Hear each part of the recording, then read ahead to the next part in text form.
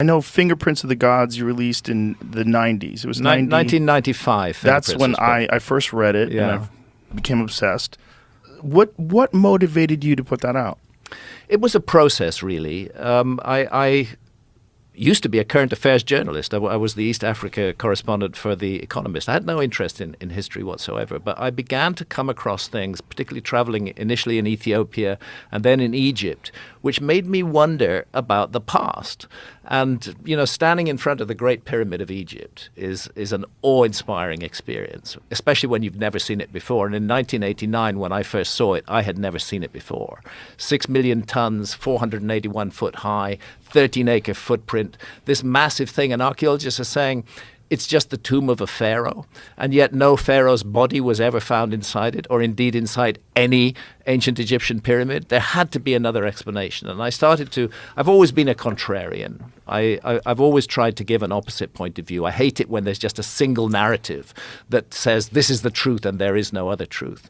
And so I felt it was important to start giving an alternative point of view, and I started to look into it in depth. Could there be something missing from the story of our past? And that's why I ended up writing Fingerprints of the Gods, to put that information before the public, to allow people access to information that they had not had access to before, and to begin to think for themselves instead of just accepting the word of the so-called experts. The experts know a great deal.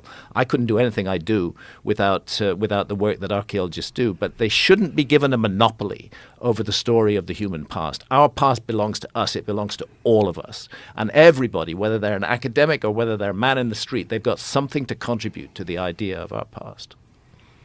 And the Younger Dryas impact theory, when was that first brought out? 2007. That was when it first brought out. It immediately caught my eye. Because when I wrote Fingerprints of the Gods, I proposed that there had been a gigantic global cataclysm about 12,500 years ago. But I didn't really know what had caused it. I suggested a number of possibilities. And then suddenly in 2007, out comes this hypothesis with mainstream backing by mainstream scientists, saying that it looks like there was a series, not just one impact, but multiple impacts all over the Earth around 12,800 years ago that caused this cataclysm. And I began to follow that theory. And by about 2013, it became clear to me that these scientists were onto something really big.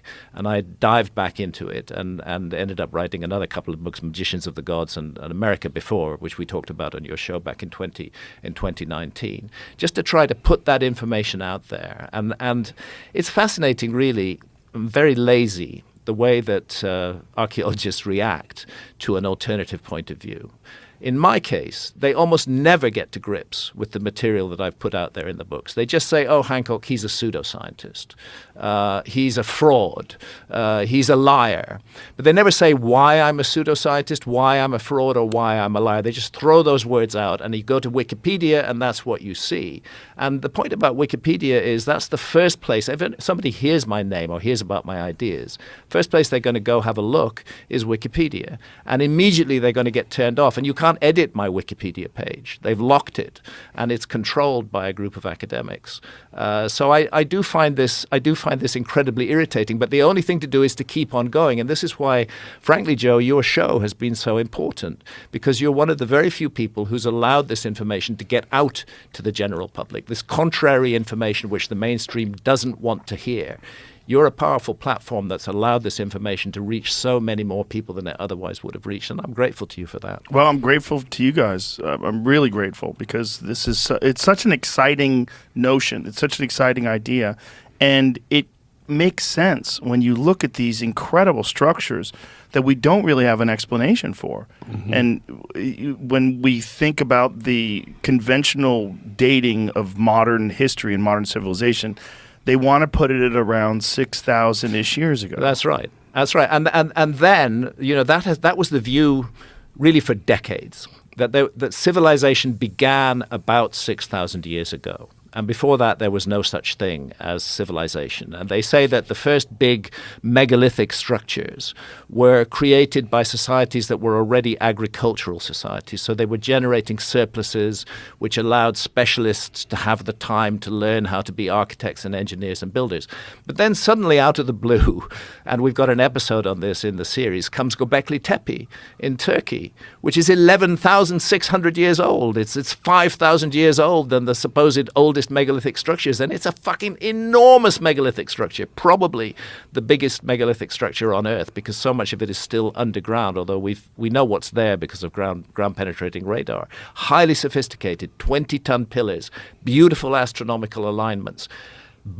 Deliberately buried by the people who created it. They ran it for about 1,000 years, and then they deliberately buried it. And archaeology is still struggling to explain this. They've now had to say, well, okay, somehow megalithic architecture began thousands of years before we thought it began. How are we going to explain this? And they have to accept, this is one of the mysteries of Göbekli Tepe, that the archaeology does show this quite clearly, that when the work began on Göbekli Tepe 11,600 years ago, the entire population there were hunter-gatherers. They were not agriculturalists, generating those supposed surpluses that would allow experts in architecture to emerge. They were hunter-gatherers. And how, in God's name, do a group of hunter-gatherers wake up one morning and create something like this enormous scale? And then the mystery deepens, because at the same time that they're building the megalithic site, they're also suddenly doing agriculture.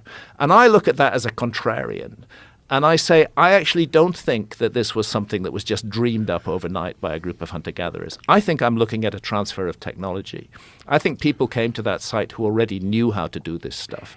And maybe they used that site to mobilize the local population, to push them into a new direction. And that was truly the beginnings of civilization as we know it. But I think it was a restarting of civilization, a reboot, not the actual beginnings. I think there was an earlier lost civilization. And that's the whole point of the show I've made. One should mention about that particular date, 11,600. Well, it's incredibly important. It's an incredibly important date because the Younger Dryas begins 12,800 years ago with a cataclysm, with a puzzling, mysterious rise in sea level at the same point, 1,000 years of freezing temperatures, mass extinctions of animal species all over the world, and then 11,600 years ago, global temperature shoots up.